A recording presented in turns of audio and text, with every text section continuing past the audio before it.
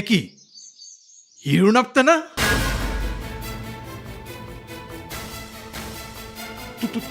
তুমি এখানে কি করছো? আমার কথা পরে হবে, তার আগে তুই বল, তোর নিজের গায়ে তো তোকে দেখতে পাই না। এই নাপতেগিরি ছেড়ে ভিন গায়ে বামুনের বাড়িতে বসে পাত পেটে খাচ্ছিস যে বড়।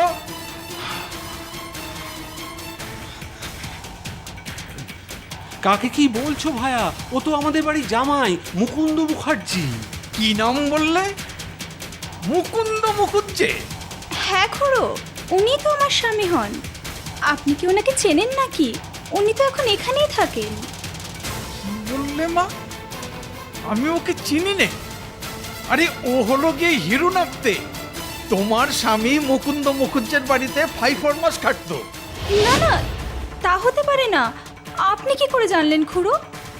আমাকে ব্যবসার কাজে গায়ে গায়ে ঘুরে বেড়াতে হয় মা, সেই সূত্রে আমি ওদের গায়েও যাই।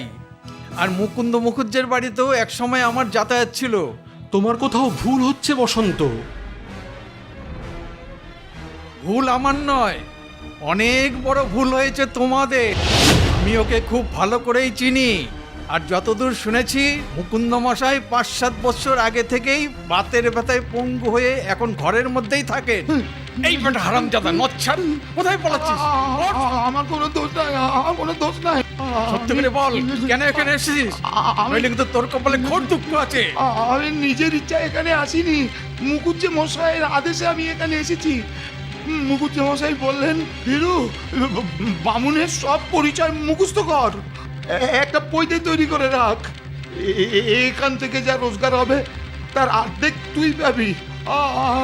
আমি টাকার লোভে এই কাজ করেছি, আমার কোনো দোষ নাই।